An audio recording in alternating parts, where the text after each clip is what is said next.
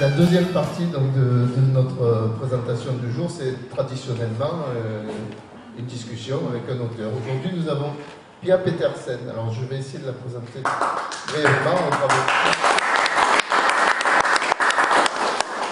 Pourquoi Pia Petersen avec nous aujourd'hui?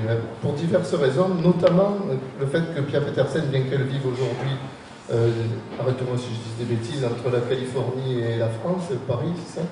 Oui, Paris et Los Angeles. Et Los Angeles, voilà. A vécu longtemps à 20 mètres d'ici, enfin 50 mètres d'ici, puisqu'elle avait une échoppe, une librairie, dont j'ai oublié le nom, Le Roi Lire. Le Roi Lire, voilà. À la rue Thiers, donc à 50 mètres. Donc elle est très marseillaise aussi, sous beaucoup d'aspects. Elle est aussi danoise de naissance, donc c'est un auteur complètement international que nous avons avec nous, mais qui écrit en français.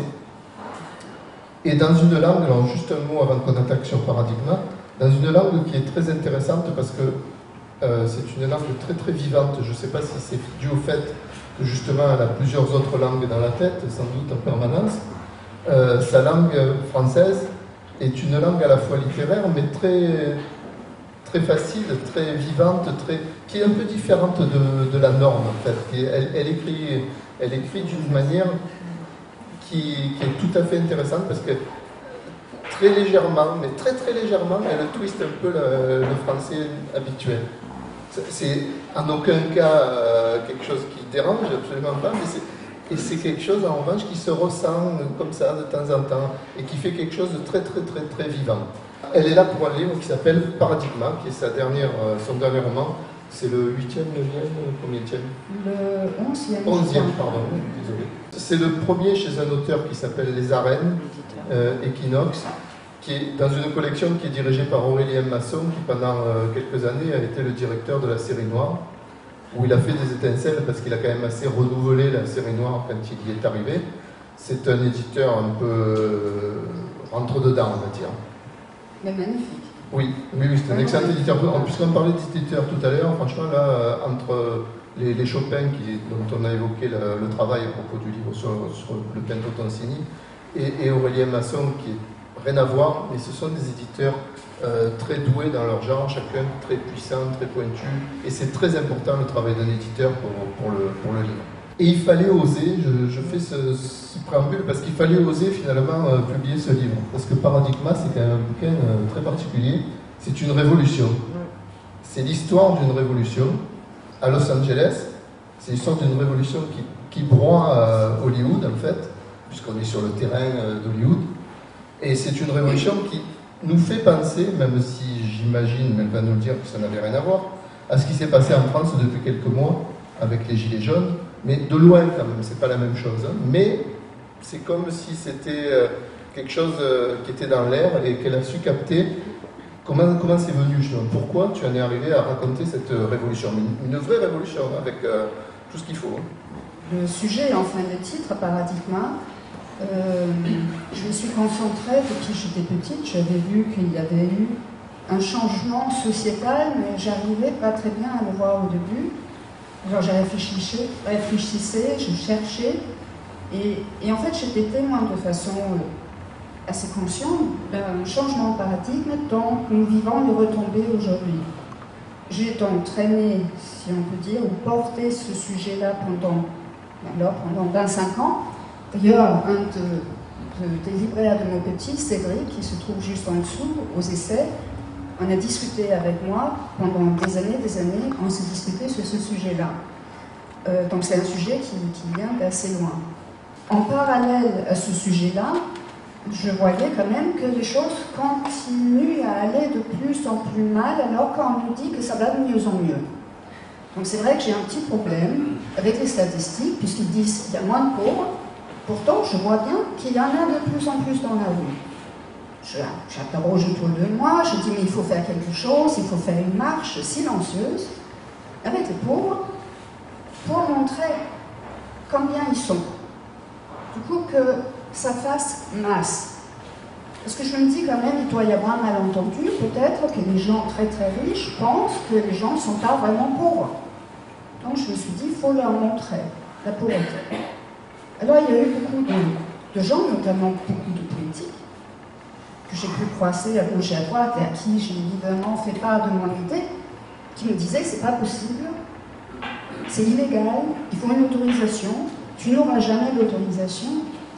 Et on m'a ressassé ça pendant des années. Alors à chaque fois, je baissais les bras parce que je me suis dit, si les gens qui commencent ce type d'action me disent que c'est pas la peine, ceux qui sont supposés défendre les pauvres et l'orphelin, si eux ils le font pas, je peux absolument rien faire.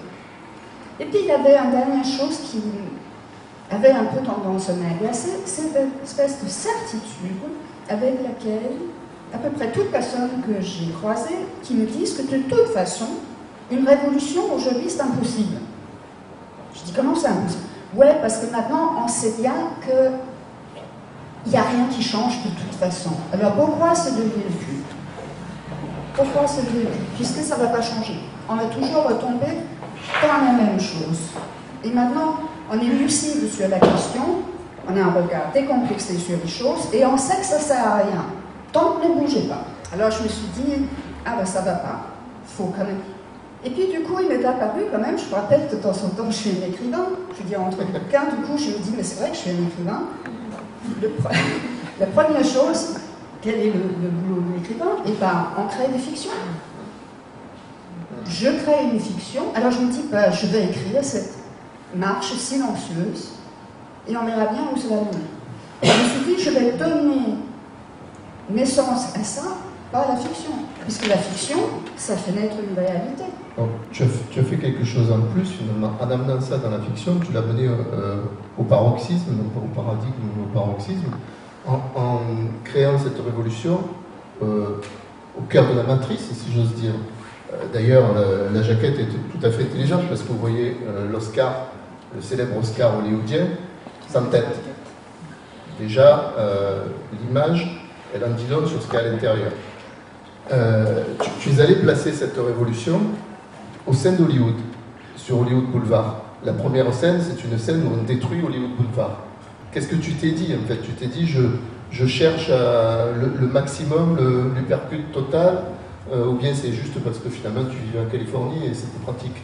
Disons qu'au début, j'ai écrit plusieurs romans qui se passent à Los Angeles, et c'est un endroit qui me fascine et que je trouve absolument passionnant pour l'écrivain que je suis, parce que c'est un lieu de pouvoir.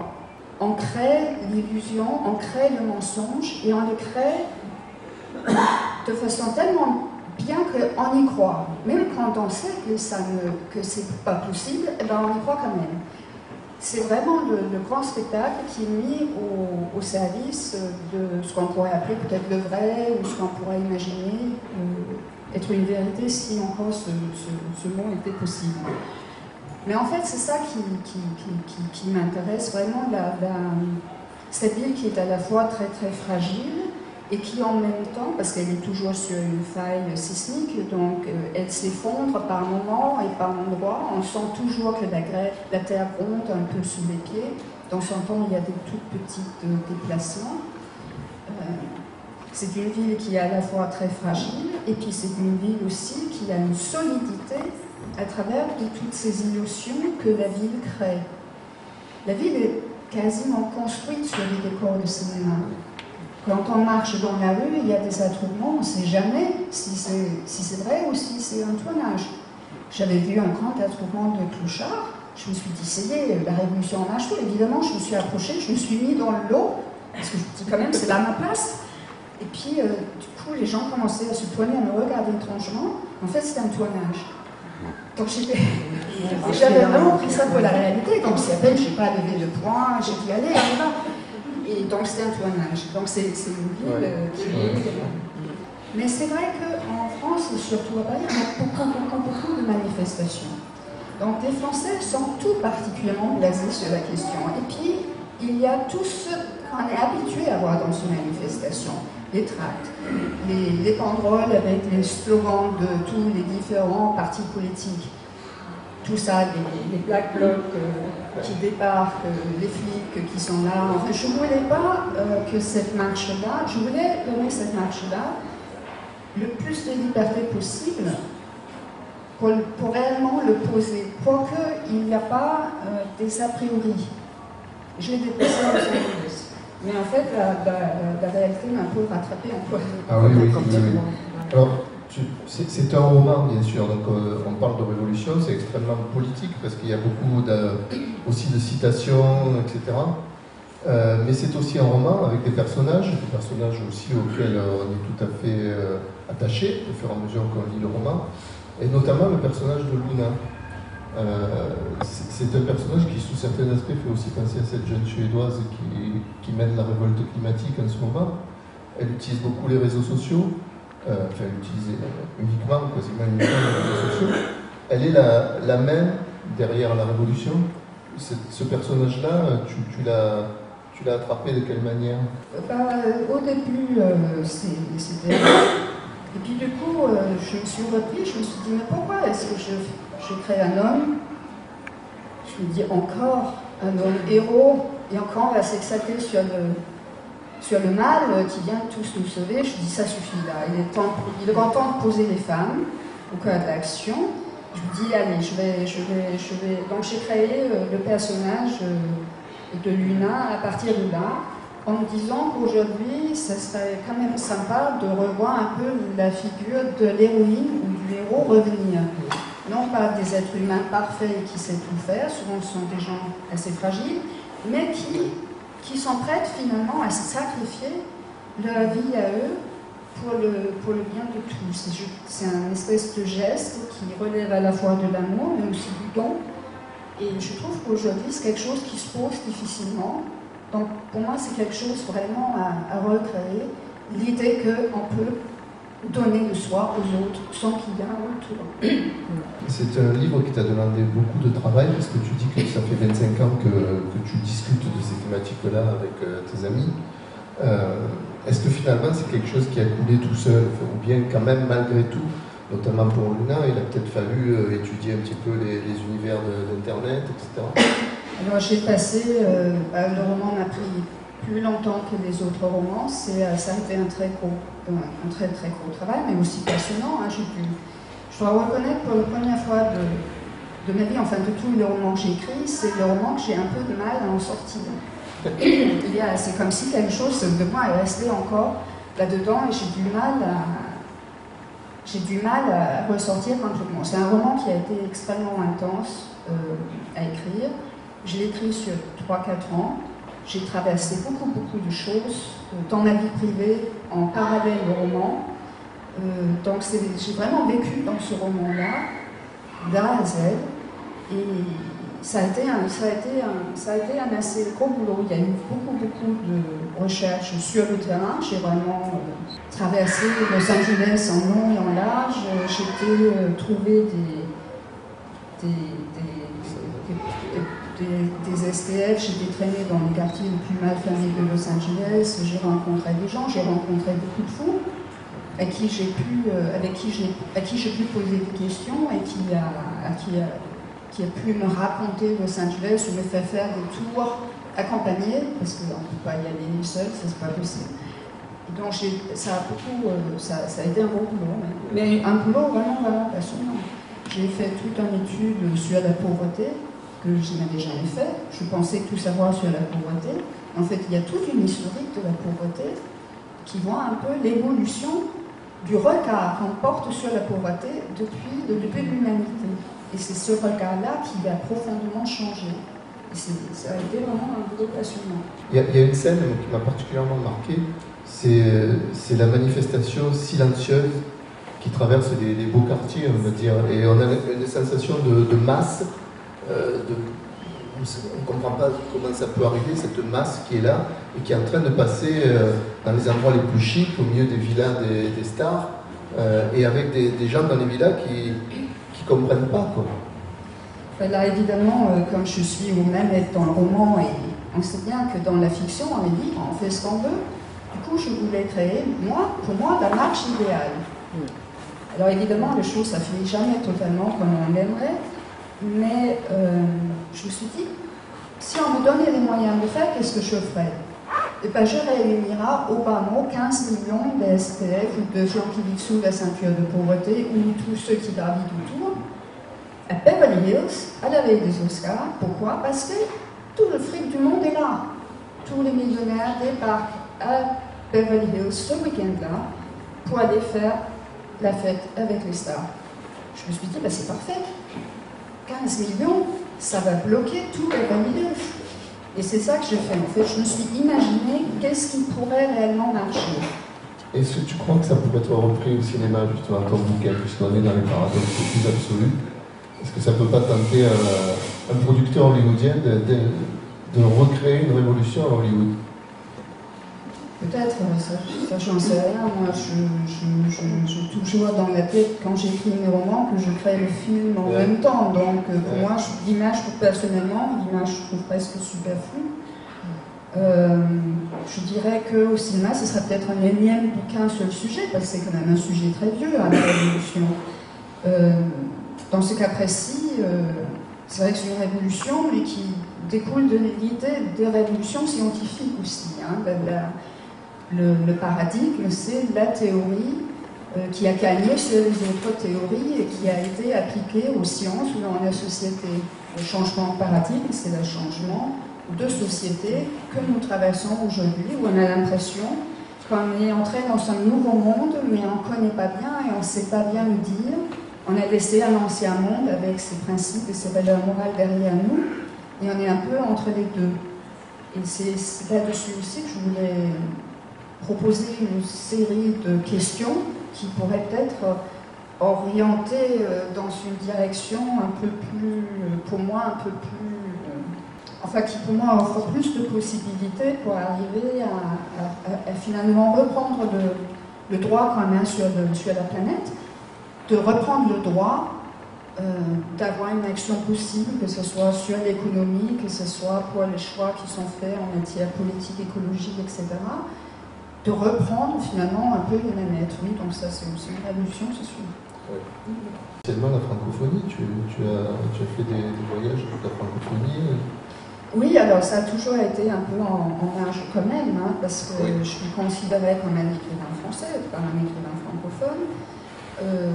Du fait que j'écris en français, la francophonie, c'est souvent lié quand même à la colonisation, à des pays qui ont été très proches à la France, et le Danemark n'est absolument pas dans ce cas-là.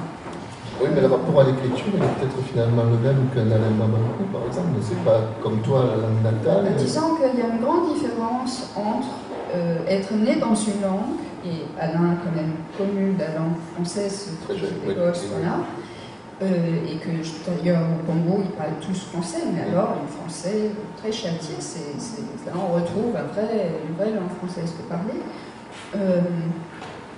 Alors que moi j'ai choisi la langue.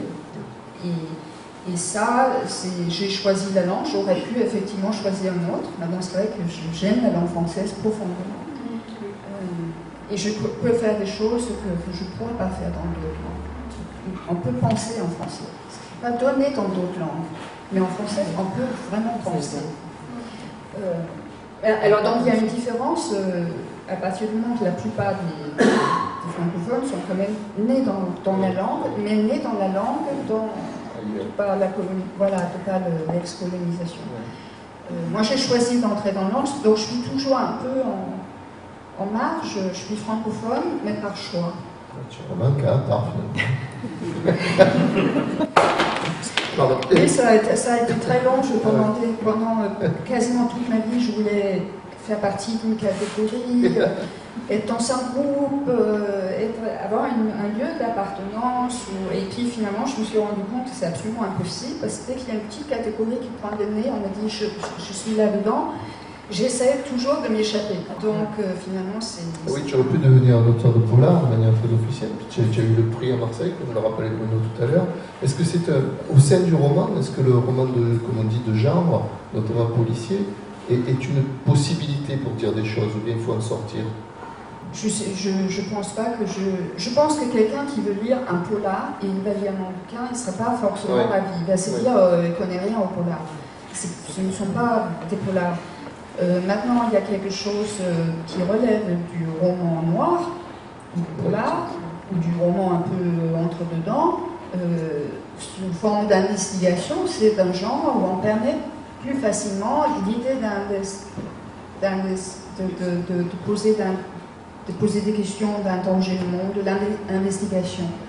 On le permet un peu plus dans le polar, dans la littérature dite pas polar, peut-être un peu moins. Est-ce qu'avec ton éditeur actuel, justement, Aurélien Masson, qui est a priori un éditeur de polar, a priori, tu as eu ce genre de questionnement? Est-ce que sa collection, il va faire une collection de polar? Pas du tout, finalement. J'avais décidé à faire ce bouquin avec effectivement Aurélien Masson. On avait eu beaucoup de rendez-vous. Avant, j'ai décidé de vraiment faire ce roman avec lui. En fait, il avait quitté Gallimard parce qu'il voulait faire du roman noir, mais plus littéraire. Ce que ne permettait pas Gallimard, puisqu'il avait très bien fait revivre la série Noir avec Patrick Rénal dans les premiers temps. Mais il voulait faire des choses plus littéraires. Il voulait être moins serré justement par la catégorie. En fait, il voulait casser la catégorie, donc il est parti chez aux Arènes, où c'est vrai que le patron des Arènes est quelqu'un qui a l'esprit plutôt assez ouvert et qui aime bien quand ça cogne un peu. Donc ils se sont entendus tout de suite. Alors pour Aurélien, pour le coup, alors s'il publie des romans à l'Ouroboros ou des romans historiques ou médiévales ou scientifiques, je m'en fiche complètement. Moi, c'est l'éditeur que je veux. C'est l'éditeur, c'est celui qui sait répondre quand il y a des questions, qui sait poser les bonnes questions, qui sait quand il ne faut pas intervenir sur le manuscrit. C'est un éditeur absolument exceptionnel. Donc là, je suis en roman noir, mais s'il avait été ailleurs, j'aurais été tout pareil. C'est-à-dire que ce n'est plus l'humanité de l'homme ou de son monde qui l'emporte, c'est l'économie. Là où avant l'économie essayait de s'adapter à l'homme et à ses besoins, là c'est du coup cet engin que nous avons créé, et nous, il va falloir que nous on s'adapte à ça pour que vive l'économie. Et c'est un peu ce qui se passe aujourd'hui. On est en train de nous tuer toute la nature, c'est dramatique, pour s'adapter à l'économie. Donc c'est vrai que non, je pousse autant le roman que je peux. L'éditeur, il est derrière tout le temps, parce que lui, il veut vraiment que les questions soient posées, le plus largement possible. Quand vous entendez les politiques parler encore, quand il va y avoir des élections, ils vont tous ressortir les mêmes arguments. Créer du travail, machin. Ils vont tous nous sortir la même soupe. Il n'y en a pas un seul qui dit qu'est-ce qu'on fait maintenant qu'il y a des robots partout. Alors peut-être que dans le futur, ça va créer des emplois, effectivement. J'imagine que dans 30-40 ans, il va y avoir plein de trucs nouveaux. Mais en attendant, il y a quand même 30-40 ans qui passent à travers. Donc qu'est-ce qu'on fait pendant ces 30-40 ans? Est-ce qu'on va piquer les gens? Est-ce qu'on va les crever? Enfin, ce sont des vraies questions. Je vais poser une question, pardonnez-moi, je n'ai pas encore lu votre ouvrage, et pardonnez-moi pour la question bateau qu'on a dû vous poser 200 fois, mais puisque personne ne la pose, je me dévoue. Comment voyez-vous, vous, ce fameux moment dont on parle tant depuis le 17 novembre des Gilets jaunes, où tu avais réfléchi sur une forme de révolution, une forme d'indignation, je suppose, des humains. Et en plus, votre idée du manifeste me ramène à Stéphane Hessel et son Indignez-vous. Peut-être que c'est le nouveau Indignez-vous du nouveau temps. Qu'est-ce que vous pouvez nous en dire de tout ça? Alors, c'est vrai que les Gilets jaunes ont commencé d'abord à s'agiter et puis après prendre maintenant beaucoup de place en cours d'écriture, et c'était très curieux. C'était un peu un problème en fait. Alors il y avait à la fois l'impression que je m'étais dit mince, c'est trop tôt parce qu'ils n'ont pas d'idée derrière. Alors c'est vrai qu'on descend dans la rue parce qu'on voit bien que ça ne va pas, mais on ne sait pas où.